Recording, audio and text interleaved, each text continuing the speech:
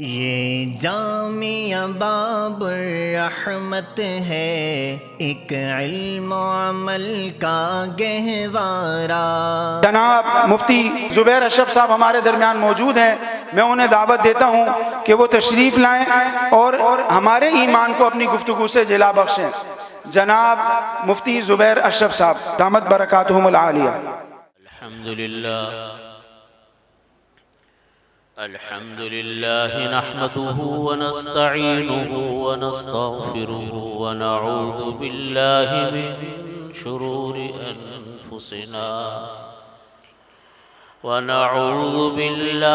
من شرور أنفسنا ومن سيئات أعمالنا،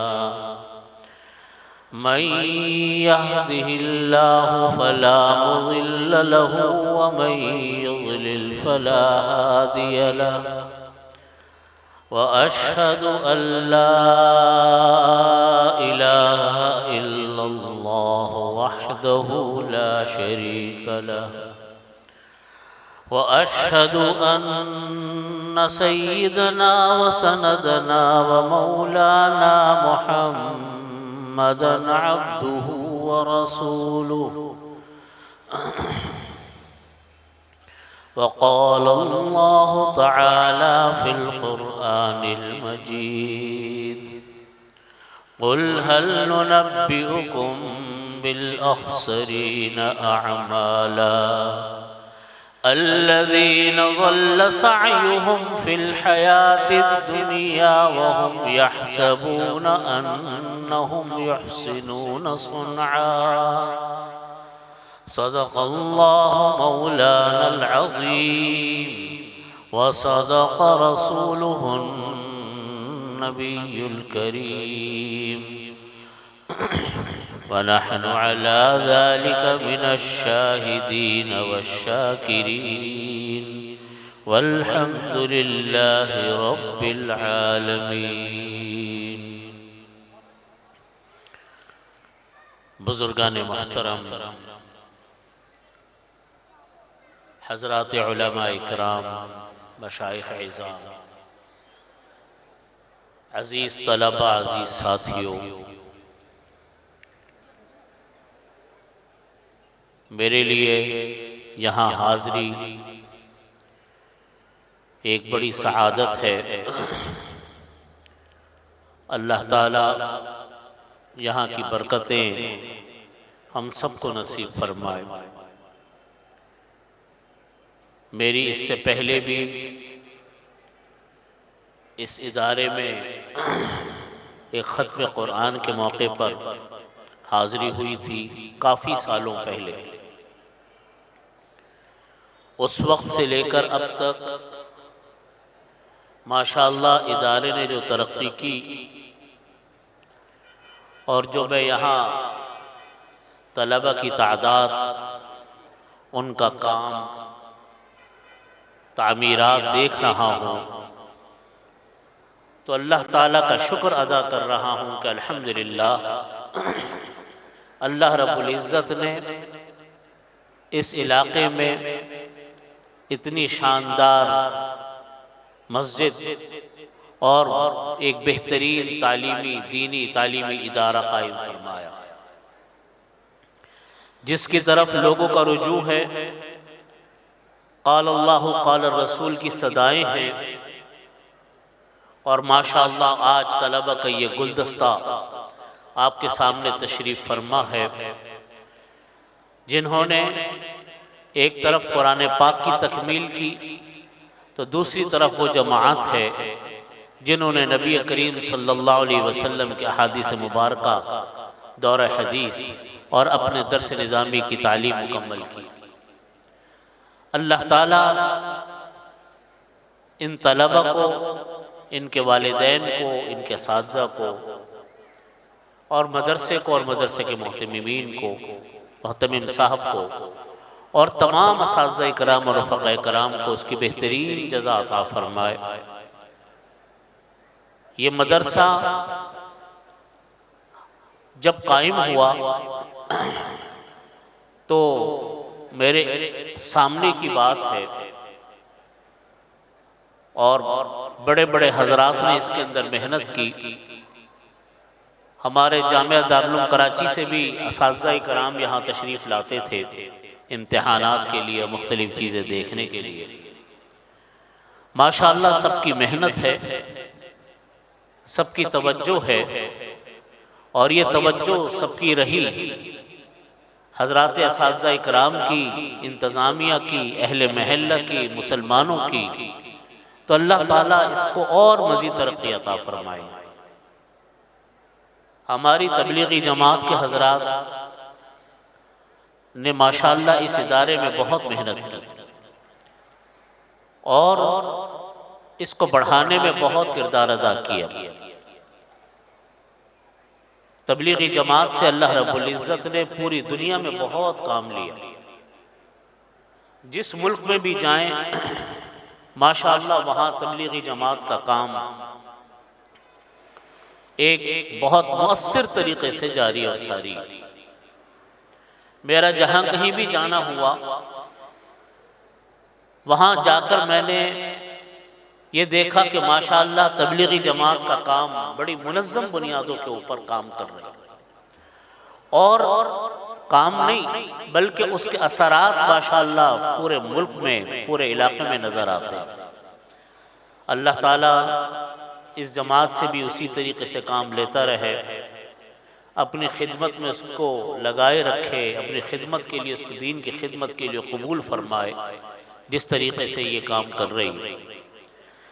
اسی طرح یہ مدارس علماء کرام سے چلتے ہیں، درس و تدریس علماء کرام کرتے ہیں۔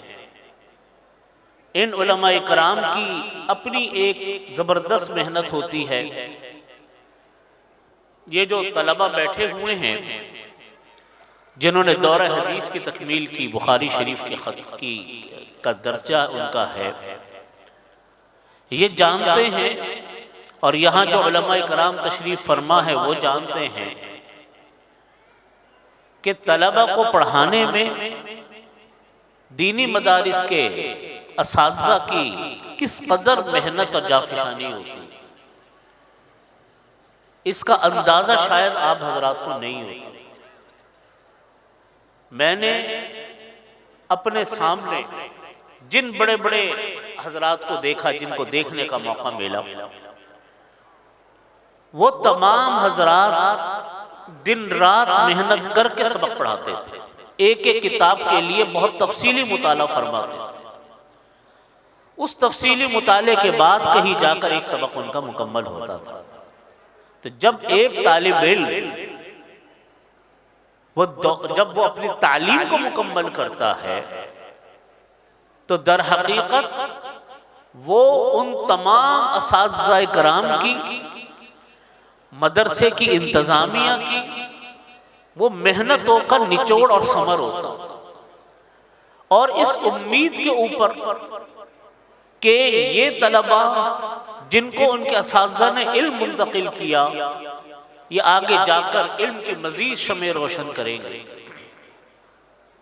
اور یہ سلسلہ نبی کریم صلی اللہ علیہ وسلم سے لے کر آج تک اسی طرح چلا آ رہا ہے کہ اساتذہ اکرام نے، نبی کریم صلی اللہ علیہ وسلم نے صحابہ اکرام رضی اللہ عنہم کو تیار کیا، صحابہ اکرام نے وہ علم آگے پہنچایا، ہوتے ہوتے آج جس جگہ پر ہم موجود ہیں، یہاں ہم آج وہ کتابیں پڑھ رہے ہیں، وہ علم پڑھ رہے ہیں جو نبی کریم صلی اللہ علیہ وسلم سے لے کر آج ہم تک منتقل ہوا۔ یہ مدارس جو پورے دنیا میں پھیلے پڑے ہیں، خاص طور پہ بر صغیر کے اندر، پاکستان کے اندر، ہندوستان، بنگلہ دیش کے اندر، یہ در حقیقت اسی سلسلے کی ایک کڑی ہے۔ میں نے قرآن پاک کی یاد تلاوت کی، قُلْ هَلْ نُنَبِّئُكُمْ بِالْأَخْسَرِينَ أَعْمَالًا، کہ اللہ رب العزت فرماتے ہیں کہ اے نبی صلی اللہ علیہ وسلم آپ فرما دیجئے کہ ہم تم لوگوں کو اس بارے میں نہ باخبر کر دیں کہ اعمال کے اعتبار سے کون انسان سب سے زیادہ خسارے میں ہوگا۔ اعمال کے اعتبار سے کون انسان سب سے زیادہ خسارے میں ہوگا۔ هل ننبئکم بالاخسرین اعمالا، فرمایا اللہ رب العزت نے الذین ضل سعیہم فی الحیات الدنیا، اعمال کے اعتبار سے وہ لوگ سب سے زیادہ خسارے میں ہوں گے جنہوں نے اپنی دنیا کی زندگی، دنیا کی محنت اکارت اور بیکار کر دی۔ الذین ضل سعیہم فی الحیات الدنیا، جنہوں نے دنیا میں اپنی محنت کو ضائع اور بیکار کر دیا۔ وَهُمْ يَحْسَبُونَ، اور وہ لوگ یہ گمان کرتے رہے انہم یحسنون صنعا، کہ وہ تو بہت اچھے اچھے کام کر رہے ہیں۔ اللہ تعالیٰ فرماتے کہ اعمال کے اعتبار سے سب سے زیادہ خسارے میں وہ لوگ ہوں گے جو لوگ یہ سمجھتے رہے دنیا کی زندگی برباد ہو گئی، وہ یہ سمجھتے رہے کہ کام ہم بہت اچھے کر رہے ہیں لیکن اللہ کے نزدیک ان کے کاموں کی کوئی حیثیت نہیں۔ یہ قرآن پاک کی آیت ہم میں سے ہر شخص کو جھنجھوڑنے کے لیے کافی، اور اس بات کو بتانے کے لیے کہ ہم میں سے ہر انسان اپنا جائزہ لے کہ وہ جو دنیا میں محنت کر رہا ہے کہیں اللہ تعالیٰ کے نزدیک، اللہ تعالیٰ کی بارگاہ میں پہنچ کے اس محنت کا ہمیں کوئی فائدہ حاصل نہ ہو۔ یہ ہمیں آیت کلام پاک کی بہت غور کرنے کی دعوت دیتی ہے کہ ہم میں سے ہر شخص اپنے اعمال کی فکر کرے، اپنے اعمال کا جائزہ لے، کہیں ایسا نہ ہو کہ جب ہم اللہ کے سامنے جا کر کھڑے ہوں تو پتہ چلے کہ بالکل خالی ہاتھ ہے، کچھ بھی ہمارے پاس نہیں۔ اور قرآن پاک میں سورۃ الزمر کی آیت ہے کہ اللہ رب العزت نے فرمایا کہ وَبَدَا لَهُم مِّنَ اللَّهِ مَا لَمْ يَكُونُوا يَحْتَسِبُونَ۔ روز قیامت کا حال بیان کیا اللہ رب العزت نے کہ روز قیامت میں جب اللہ کی بارگاہ میں جا کر کھڑے ہوں گے تو اس وقت لوگوں کو یہ بات پتہ چلے گی، وَبَدَا لَهُم مِّنَ اللَّهِ، ان کے سامنے ظاہر ہوگی اللہ کی جانب سے یہ بات کہ مَا لَمْ يَكُونُوا يَحْتَسِبُونَ، جس کا ان کو گمان بھی نہیں ہوگا۔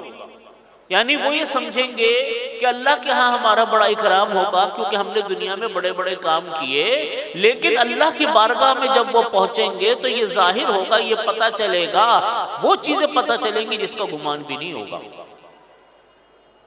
اس آیت کی تشریح میں حضرات مفسرین نے لکھا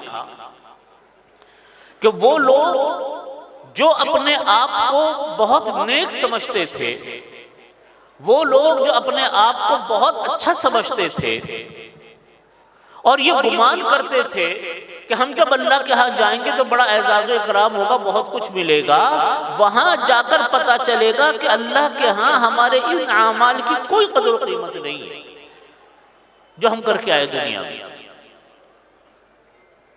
حضرت سفیان ثوری رحمت اللہ علیہ فرماتے ہیں کہ یہ آیت ریاکاروں کے بارے میں نازل ہوئی، ریاکاروں کے بارے میں نازل ہوئی، ریاکاروں کے بارے میں نازل ہوئی، 3 مرتبہ فرمایا امام حضرت سفیان ثوری رحمت اللہ علیہ۔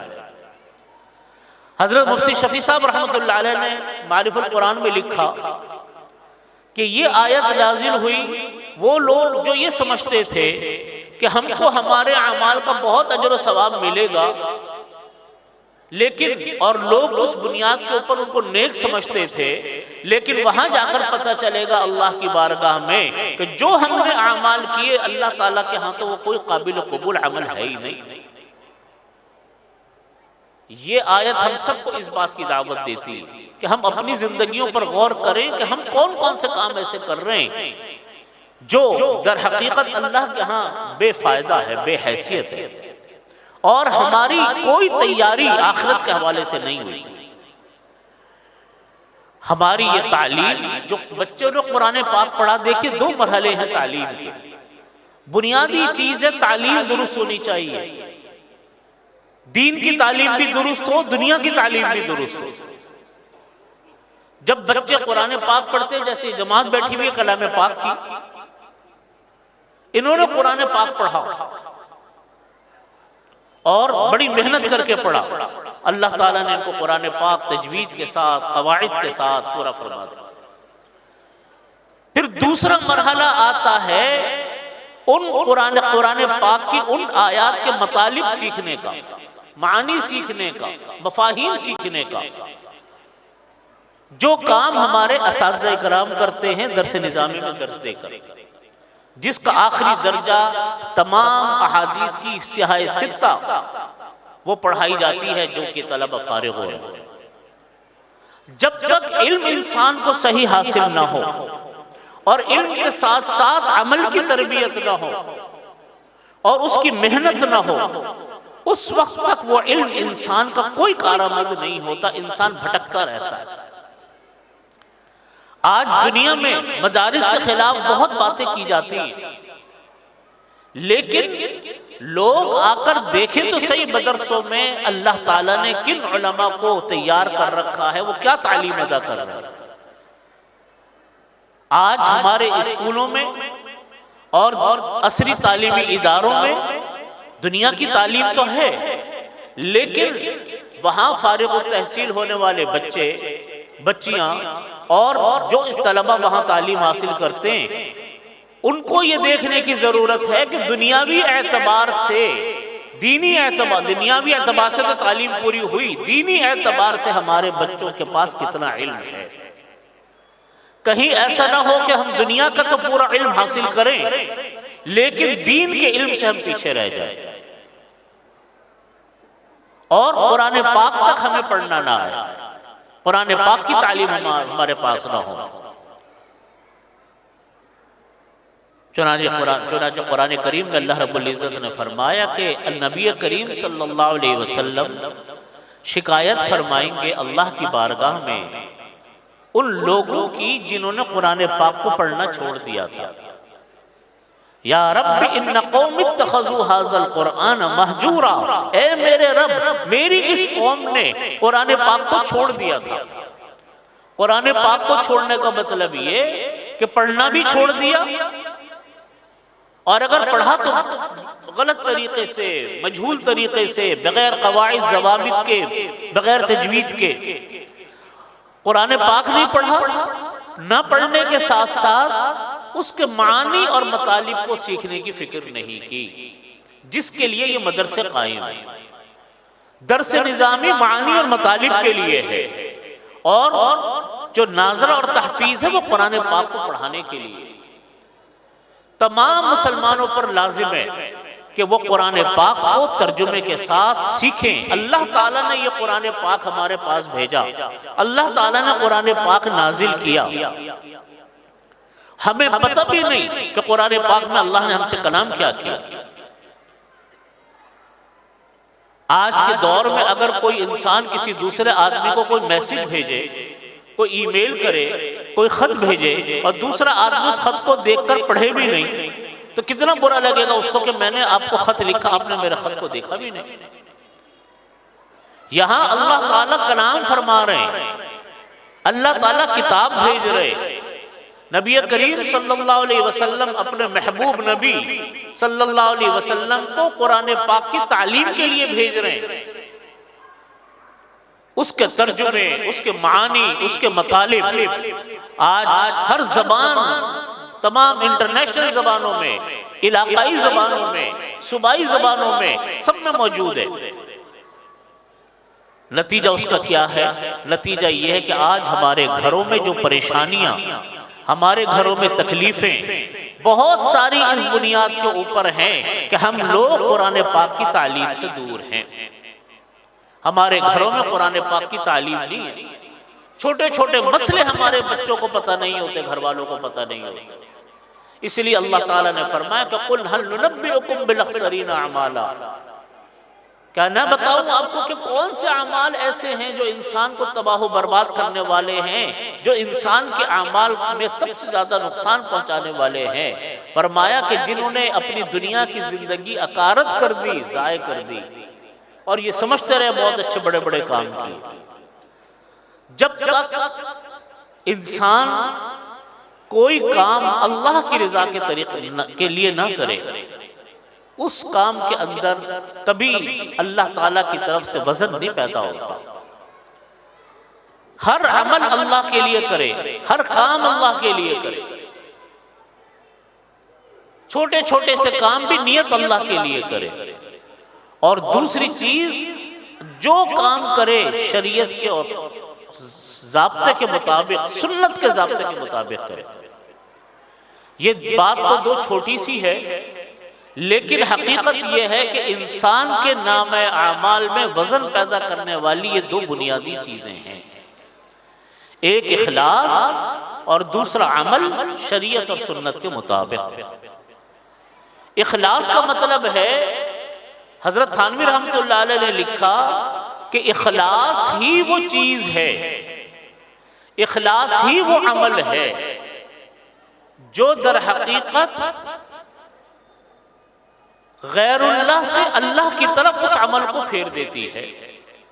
فرماتے کہ لوگ اخلاص کی طرف توجہ نہیں کرتے۔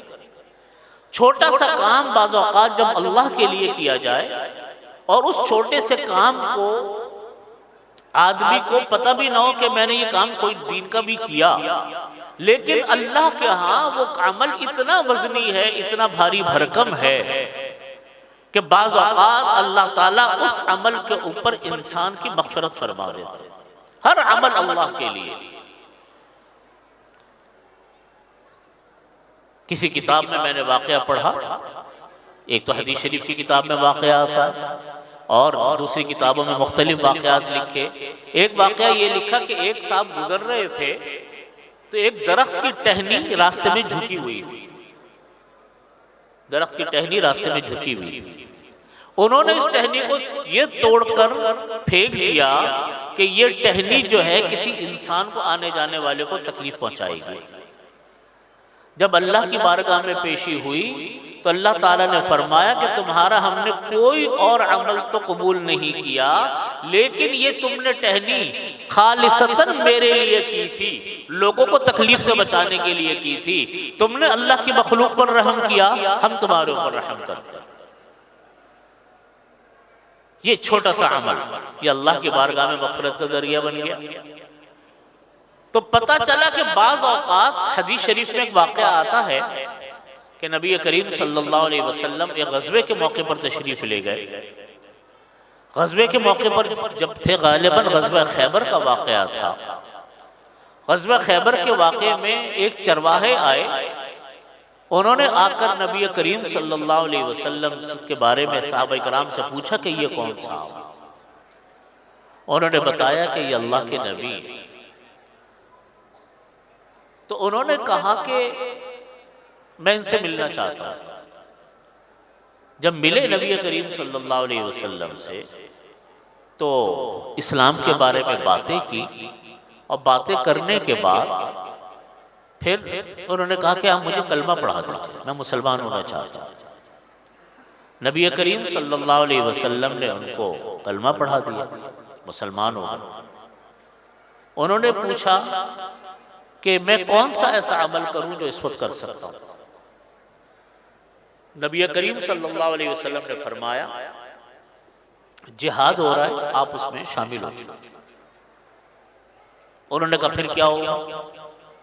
آپ نے فرمایا کہ تم جہاد میں شامل ہو جاؤ گے، جا کر شہید ہو گئے تو شہید ہو گئے، اللہ تعالیٰ تمہیں جنت میں پہنچائے گا، اور اگر تم غازی بن کر آ گئے تو ہمارے بھائیوں ہم تمہیں سینے سے لگائیں گے۔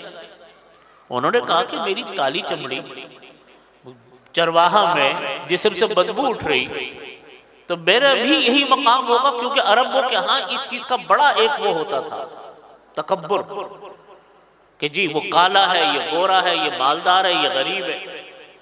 نبی کریم صلی اللہ علیہ وسلم نے فرمایا کہ نہیں، تم چلے جاؤ،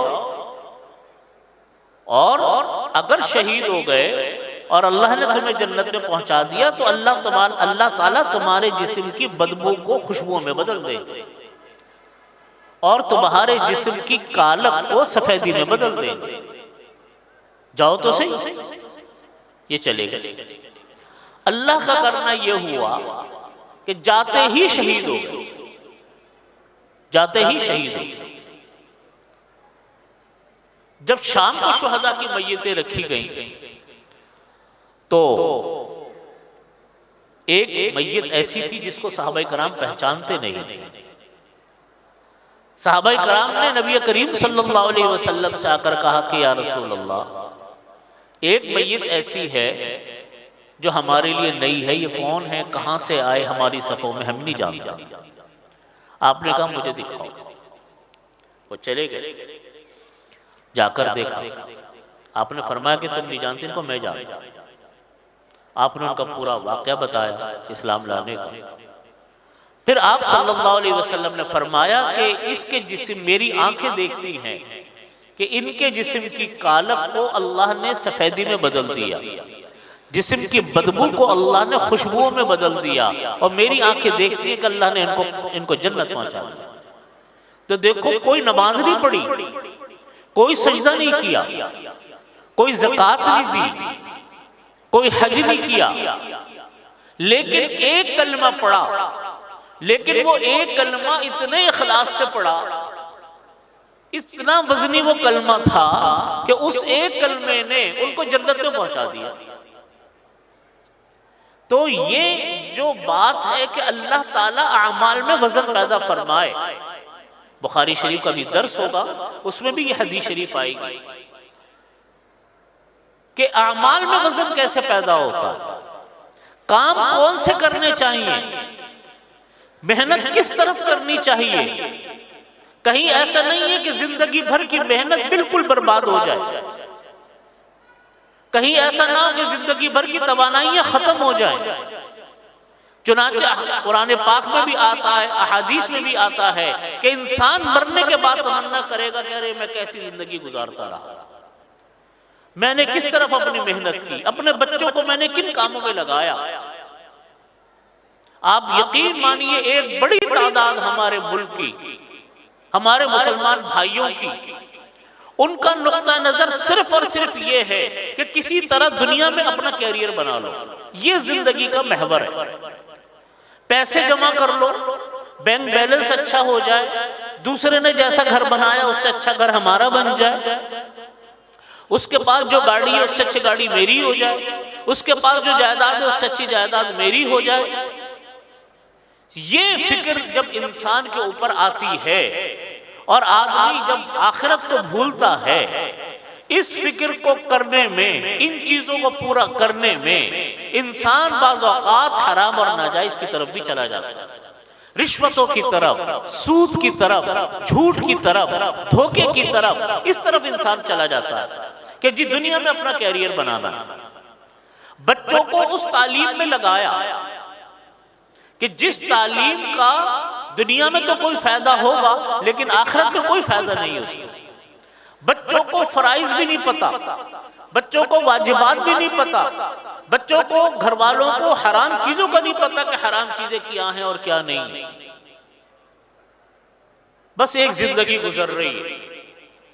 اس طرح جب انسان کی زندگی گزرتی ہے کہ ہر وقت دنیا، ہر وقت دنیا، ہر چیز میں دنیا، ہر چیز میں دنیا کا فائدہ، آخرت تو کسی کام میں نہیں ہے۔ بس نماز پڑھ لو، وہ بھی پڑھ لی، کسی نے نہیں پڑھی۔ میرے بھائیوں، یہ راستہ کوئی صحیح راستہ نہیں ہے۔ راستہ وہ ہے، ہمیں ایک دعا سکھلائی آقا کریم علیہ السلام، قرآن پاک کی دعا ہے، نبی کریم صلی اللہ علیہ وسلم بھی اس دعا کو فرماتے تھے۔ کہنے کو تو چھوٹی سی دعا، لیکن حقیقت یہ ہے کہ پوری دنیا کو اور آخرت کو نبی اللہ رب العزت نے یوں کر کے سامنے کر کے ہمیں دکھا دیا کہ یہ ہے حاصل۔ ربنا آتنا فی الدنیا حسنہ وفی الآخرۃ حسنہ وقنا عذاب النار۔ تین چیزیں ارشاد فرمائی اس دعا میں اللہ رب العزت نے۔ اے میرے رب، مجھ کو دنیا کی اچھائیاں عطا فرما۔ یہ نہیں ہے کہ دنیا مانگی نہیں، دنیا بھی مانگی، اچھی دنیا مانگی ہے۔ جب دنیا میں رہنا ہے تو دنیا بھی ہمیں چاہیے، اچھی دنیا چاہیے۔ اور ہمیں دعا بھی سکھلائی اللہ رب العزت نے کہ یہ دعا مانگا کرو کہ ربنا آتنا فی الدنیا حسنہ، اے اللہ مجھ کو دنیا میں اچھائیاں عطا فرما۔ اچھائیوں کا کیا مطلب ہے؟ اچھی دنیا چاہیے، حلال، اچھی دنیا سے مراد ہے حلال طریقے سے دنیا، ناجائز چیزوں کی دنیا نہیں، اچھی چیزوں کی دنیا۔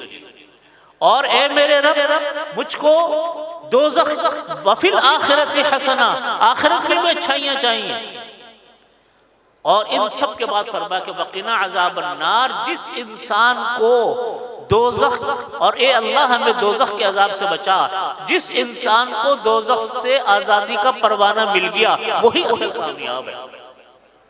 تو دنیا کی بھی اچھائیاں، آخرت کی بھی اچھائیاں، اور دوزخ سے آزادی کا پروانہ۔